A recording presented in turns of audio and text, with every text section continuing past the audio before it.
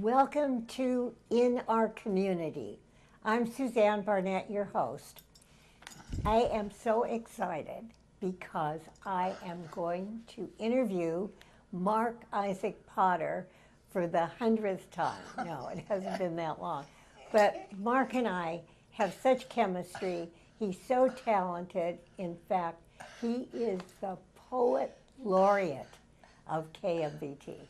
And I just know you're going to enjoy this show because Marc is absolutely a hot number. Marc. We have so much chemistry that they put us in a compound. Yeah, welcome. It's a joke and there's only I know. But yes, you are a poet. Yes, ma'am. And you've been since you were practically a little boy. A wee little, yes. Yeah. Yes. And so how long, actually? Well, since I was 15, so that would be about 130 years. Yeah. I think it's a little bit longer, Yeah, actually. yeah. Anyway, without further ado, let us hear your poetry. All right. Okay. So this piece, two things I want to mention. One is that in poetry nowadays, it's becoming more common for the poems to read like prose. That's number one. Number two, this piece, you need to know something called a Zen koan. What is that? It is something in Zen. It's a problem that is posed to a student. It's a problem that has no answer. Or at the very least, I should say no correct answer. It has no answer that you could give using words that would be correct. And it's given to students. Some students in Rinzai poetry work through 600 or 700 of these in their career. So in this piece, someone is dealing with a koan, and it's very difficult for them. So this is the piece. It's called, the title is Grass, Sand, Grass. The grass was sand, was grass, was sand. Who can say? The naked ash tree is even more exposed than history or justice. After all, you might admit, history and justice try, over time, to right themselves as they imagine a ship might right itself. History and justice, in their effort to make things more accurate, hide behind sound bites from reporters and authors influenced at cocktail parties. But this barren, ugly ash tree, calling out to me that it is lonely, that it is misplaced, I am now actually back inside the dream. Again, I am literally walking through the grass, is sand, is grass. At first, I did not understand what this meant. Now I'm in it. It is a sandy beach with very tall, thin grass growing out of the sand. Now it makes sense. The ash tree is intensely barren. The only tree stares like a gaunt ballet dancer away from me. I know his or her study and life mission is solving this old Zen koan.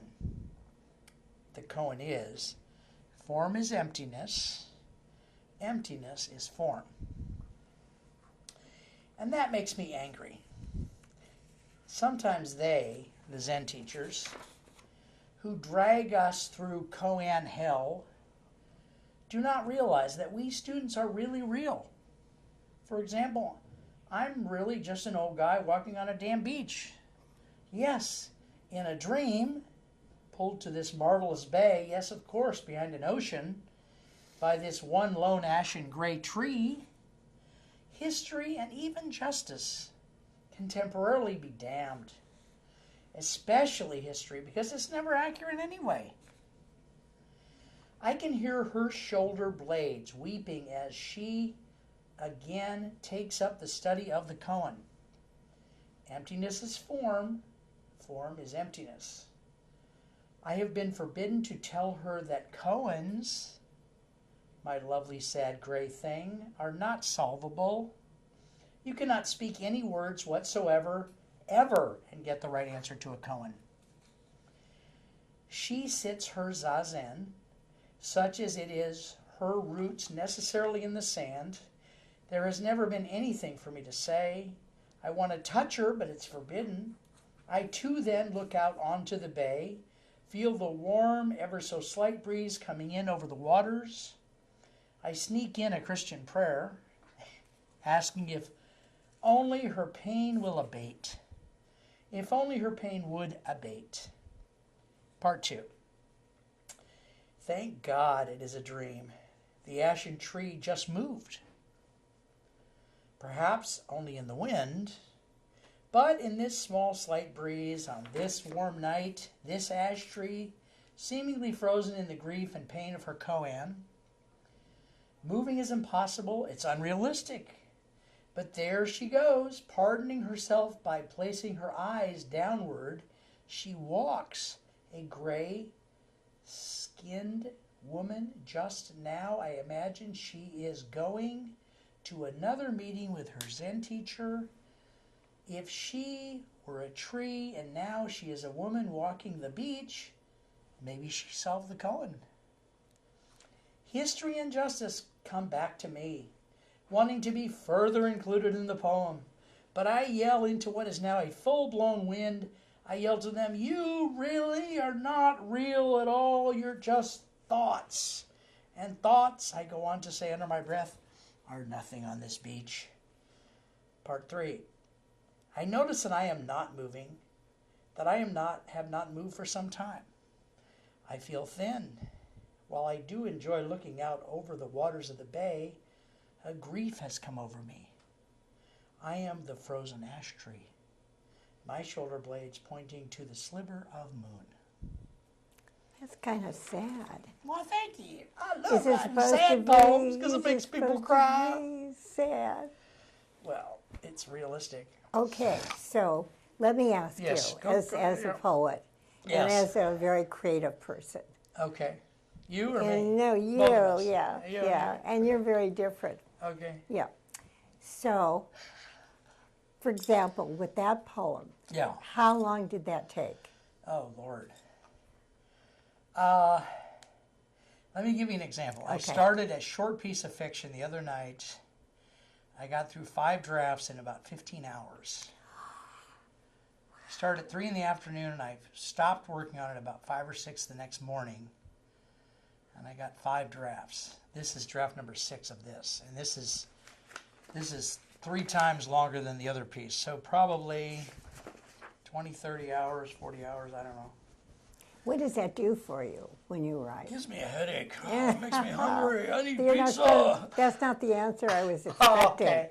What does it do for me, like spiritually or psychologically? No, yeah. I don't know. I've often been asked questions like that, and usually I just say, I see myself mostly, not entirely, but mostly as a delivery system. The universe goes, Unit 4, time to write a poem. Please get paper and pen. And then I get at least a first draft. Then the real work starts. And it is enriching to write, and mostly it's, instead of enriching, mostly it's just relieving. It's like being a steam kettle that finally boils, I always feel a lot of pressure, a lot of anxiety in life, and writing something helps temporarily relieve that, which is probably why I'm prolific, because it never really lasts very long. Gotta write something else. But the fact that you're a Zen person, Yeah. I'm sure, I'm assuming this, Yeah. that this really helps you. It's such a part of you. It does and it doesn't. Zen's job is to bring to the surface what is real. So if what's underneath is anger and despair, it's going to bring that to the surface. If what's underneath is kind of a appreciation of life and happiness, it's going to bring that to the surface. How about a joyous poem? Really? Yeah. Why didn't you tell me in advance? Yeah. I would have tried to write one. Yeah. No, there is a really beautiful one in here if I can find it. I'm sure I can. Hope I can. I'll start telling you about it as I look for it. It's Okay. called A Gallery of Children, I think. We read it on the show a couple years ago because There it is, A Galaxy of Children. Okay. This is version 7. And this is just straight up happiness. That's what I want to hear. There's no despair, but this is the only one I've got. So That's okay. I'll revel in this All one. right. Perhaps I can honestly call this a galaxy. Granted, it is not a galaxy of stars, movie stars I mean. It's not actually astrology or astronomy, but it is 2 9-year-old kids doing Romeo and Juliet on their own, the school play having been canceled. Meet Karen Wentworth and Troy Lee. I don't know jack about Romeo and Juliet story. All I know is a couple of kids from families that hate each other fall in love in the original story. The pressure and depression for each of them is overbearing. But remember, in our case, we are witnessing the acting skills of 2 kids entirely, irrevocably on their own, Karen and Troy. At first, they're playing all the parts themselves, right? Troy stands on a 55-gallon drum as he plays the part of Romeo's father. Then little Rufus, another boy from the school, in a wheelchair since forever, offers to play the part of the father. So now we have 3 people, right? It is so beautiful to watch the other kids in the crowd, because of Rufus's bravery, get the actor's bug, swallow the spark of possibility. Soon the audience was nearly bare because all the kids were now playing parts in the play. The school had canceled their play, so they're doing it on their own. Then what might very well have been a terrible thing, should have been a terrible thing, a nasty pouring rain, turned out to be some angel's stroke of genius. They moved the whole thing to Coach Billy's basement instead of doing it out in the street in the rain. From there, the word spread throughout the neighborhood. Within an hour, teachers and parents from all parts of the district and even other districts were over at Coach Billy's to watch the kids perform their play. Coach Billy served bologna sandwiches and Kool-Aid for the kids, and for the parents, ice-cold beer. At the end of the story, Romeo and Juliet are supposed to die or something, but not these kids. They hugged in a circle. Oh, I really like that one. Good. That's darling. Good. That's darling. Very nice. Okay. I don't know if I'm supposed to ask you this question, Okay. but okay. in your life, you're still a young stud. Yeah, oh yeah. How many poems have you written? If I had to guess, I would say maybe 2,000 or 3,000.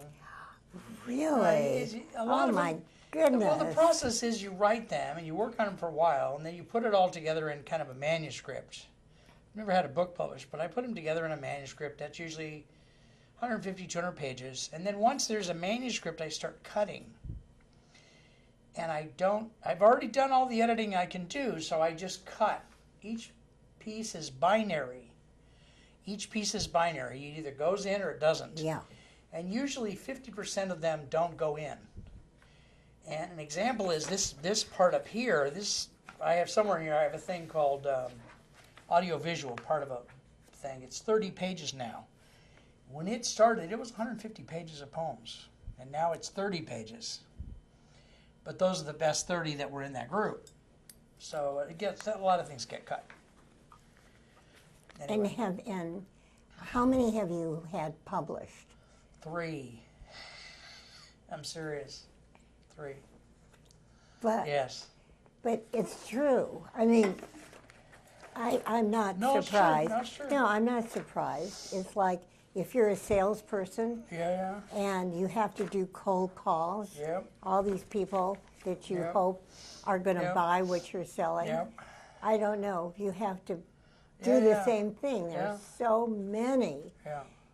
Yes. people that say Yes, no. absolutely. Yeah. And there's several things about this, and we may not even get to another piece, but we're going to do other shows, so it won't matter. But Yeah. there's 2 things. One of them is, I did a thing with Writer's Digest years ago, and they usually take about 10,000 entries for their contest. You have to pay to be in the contest. Okay, of the 10, this is the truth. I'm telling you the truth. Okay. I don't have proof or anything. Okay. Of the 10,000 people, the top 10 got some kind of recognition. Out of 10,000. 10,000. Right. I placed 11th and 13th. And they called me up. The woman called me up and she said, it's the first time I've ever seen anybody get that close with two different pieces. Congratulations. I guess, yeah. Why don't you guys send me like a piece of toilet tissue with the word congrats on it? So, yeah, so there's that. So what do we do next? You're the host, so what do I do now? I'd like to hear a really deep-seated, emotional, All right. dramatic. I'm gonna translate into this piece right here. Okay. Kind of one of my favorites, I guess, because it's about my family. I don't write about my family much. This piece is called Sweater. Called what? Sweater. It's about a sweater. Sweater. It's about Okay. a sweater. I walk, apparently,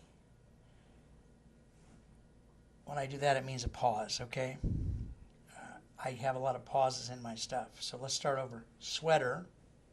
I walk, apparently. This off-blue sweater, well worn on my right shoulder, green perhaps, or blue-green. Uncle Ted wore the same sweater years before, and when he wore it, part 2. I nonetheless walked on the sidewalk of an intricately busy street. That it is, he repeated, an intricately busy street. Repeated just as the sweater repeated its creepy trip off the hump of the shoulder down onto the arm. And Aunt Bertha, when she wore this sweater, it was a reddish blue. Although one does not really think there is such a thing as reddish blue. And little Teddy Jr., when he wore it, the sweater, it seemed more like a light blue, perhaps even a teal. Or I walked down a rural road, weeds on each side like a version of Timothy hay. We would come along, we kids, and pick up the wild hay, take it home to our pony named Lightning. There is no sense of renewal. Even though the wild hay grows every spring, the pony tries to buck us off every chance he gets, and the chicken hawks never stop trying to target our tiny asymmetrical chicken coop. Rather, there is a sense of loss. Not just that this way of life is fading into an already surprisingly distant past. President Kennedy is dead. What more can they do to us? Oh, was I naive. Now, almost 50 years later, the sweater wants to just fall to the tiny gravel at the side of the road, and I let it. A backhoe has long ago dug the pony's grave, and more good people have been slain than I can count. The sickness in my gut is sour Kool-Aid as children sing hymns of renewal, hymns which they do not understand, let alone believe. According to Sensei is a Zen teacher, according to Sensei, Buddha lightly touched the earth with his precious fingertips. The earth, he said, is my witness. And so it was. That sweater now certainly belongs to the earth. The soles of my shoes have always belonged to the earth. The Timothy hay lays on its side, looking up out of the corner of one eye, asking, "Are you going to take us home this spring?" "No," I say ever so gently, "not this year. Lightning is dead." That is really different. Yeah, oh, I mean, they say different, like, you really gotta worry. yeah. Boy, It tries to be jarring. It tries to, you accomplished that. Thank you. You Thank you. did. You Okay, did. All right. So what would you like to do with the rest of your life? Oh, God. Don't ask me questions like that on the public air. I don't think. I have to know. Let's see. You know, right now what I'm doing is I'm working on a Yeah. manuscript I'm working on for about 6-8 months. The running title is XYZ. It's very short fiction. There's a thing that's getting more popular called flash fiction. And it's simply very, very short fiction. You know, half a page, 2 sentences, 1,000 words. It's supposed to be less than 1,000 words. So I've been doing that, a lot of that. And so their pieces are it's easier to get to a 4th or 5th draft with that type of a thing. You can sit down, write a half a page, write a page, and then work with it. These pieces are harder to pull out, so this is more like dentistry, you know, pulling teeth. So I've been working on that. That's something I really want to do for a while. I would like to get, and I know I cut 50% of everything I write, so I want to get, you know, 300 or 400 pages of this stuff, so that, because I was a little discouraged when I had all those poems and I cut it back, and I really only kept 30 pages out of 150.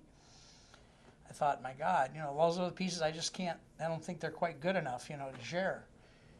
So what I'm doing for the next foreseeable few years, I've even changed my show stuff. I'm doing a different kind of show now instead of the more laborious, labor-intensive show that I used to do, so that I can work on this book, which, yeah, short fiction. Well, I don't know what to say Okay, because that's a first. I know. No, but I love you, but- sweetie. Thank you. No, but you're so, I feel so comfortable asking questions. Yeah, And I thank like you. to ask questions that I would imagine the audience would Right. really like to Very hear good, because, yes. you know, you can get very formal and all Yeah, that, yeah, and then yeah. they And change formulaic, the you know. and Yeah, they yes. change the station Yep, immediately. Yep, exactly. But you're such an unusual person. Thank you. And I think this being our first show, Mark, Yes. and they're going to be, please God, many other shows. True. Yeah, True. and Yes. we will go viral. Yeah. What do you Where think? viral is defined as more than 2 viewers. Yeah. Yeah, Okay. right. All right. But I just think it's so interesting Yeah. because you're a very, and I use the word eccentric, but in a positive Yes. way. You're positive, I'm eccentric. Yeah, I'm positive. I'm eccentric too. Well, it takes one to know one. Yes. Yeah. So let's do okay. another poem. Do we have time? Okay. All right. We're going to do some short, Yeah. so they're more manageable. I like your short ones. These too. two, I call these little ones vignettes. I used to anyway. I don't know why I do that. This one I think is funny. A Tuesday, pretty much like any other. A little girl picks up a pebble at the side of the road. Her mom says, "We don't play with dirt, Samantha. That is utterly reprehensible." Samantha's secret desire to be a tomboy is born. An old man stays in his apartment. When asked, he tells his friends, "Hey, it's cheaper if I stay in. I don't spend money on gasoline. I don't go to McDonald's for lunch." Meanwhile, at the elementary school, a substitute teacher shares a poem by Dr. William Carlos Williams, a famous poem, by the way, in which a red wheelbarrow plays an important part. The students wonder, what is a wheelbarrow? That's good. That's good. We have 5 minutes. Yes, we do. And in 5 minutes, let's dear. do something totally dramatic. Really? What would Yeah. that, what would that be exactly? Let me take a drink of this. This is a new medium. What's going to We be should- the dramatic thing we do? We should tell the audience that this is. How long say- we've been married? No. No. You said you weren't going to talk about Oh, that. that's- I'm yeah, sorry. yeah. So, in the 5 minutes. Which is now 3 minutes, yeah. Yeah, right. I think we should really end it with a poem Oh, my because God. this is All right. what this show is all about, right? Yeah, this one I like. It's Okay. very, very short. Okay. It's about being homeless, and I Oh. like to eat at the Salvation Army for dinner. You mean in reality? In real life, yeah. Yeah.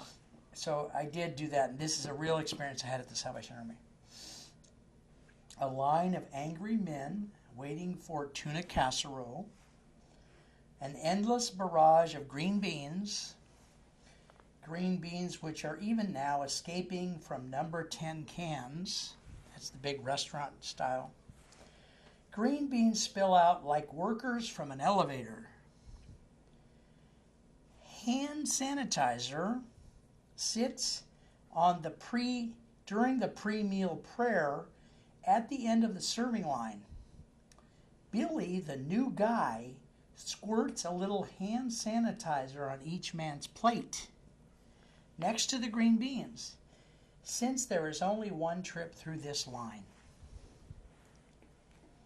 I don't get that. Yeah, well, you go through the line at Salvation Army, you get your food, right? Yeah. They give you the meat, the Yeah. potatoes, Yeah. etc. What surprised me is they put something that's not food on your plate right next to the green beans, the hand sanitizer. Rather than squirting it into your hands or squirting it into your hands as you came into the room before, they just put it on your plate, which means some guys probably just ate it. Which I But thought you was didn't. crude. You didn't. Oh, it didn't taste that good. Cream on it, I might. Yeah. No, so I just thought it was touching. So, in all your spare time, Yeah. after doing TV, Right. you write. Yes. Yeah. I write. Yes, I That's- do. That's, I'm writing a lot yeah. lately. I went through a long period where I didn't write much. I read a lot now, so Yeah. it's good. Yeah. Thank you for Well, thank you for hosting asking this me. show. Thank you for asking me, because I just feel so comfortable, and Okay. I don't ask any of the ordinary questions. Yes. I don't like to I do keep that. looking at Bill because I'm thinking he's going to tell us we've been done for 2 weeks now. No, but to me, it's so inspiring Okay. to know people like you, and God Well, knows honey, God bless you. there aren't you that know, many people like well, you. someday I'm going Yeah. to tell you you're interviewing me, and then I'm going to turn the tables and interview you because you're an artist and sculptor. Well, no, and- we're not talking about me. We're talking And about cute? you. Very cute. Yeah, Okay. yeah. All right. So anyway, Mark, I'm so looking forward to hearing more and more about your success. Yes. And I hope you will ask me Yes, ma'am. to interview again. I love this. Yes. This is so much more fun. Okay. And then we have this wonderful technical person. Yes. Bill, Bill. who's our dear friend who's Yes, helping us yes, create this show. Yes, yes. I think he wants you to wrap, honey, pretty soon. Okay. Anyway, Yes. Thank you. all the best to you, Yes, dear. only in the best of health Yes, ma'am. and Thank great you so success. much. God And bless. thanks everybody for watching. I hope you'll come back and watch us again Yep. in our community. Yes. Right.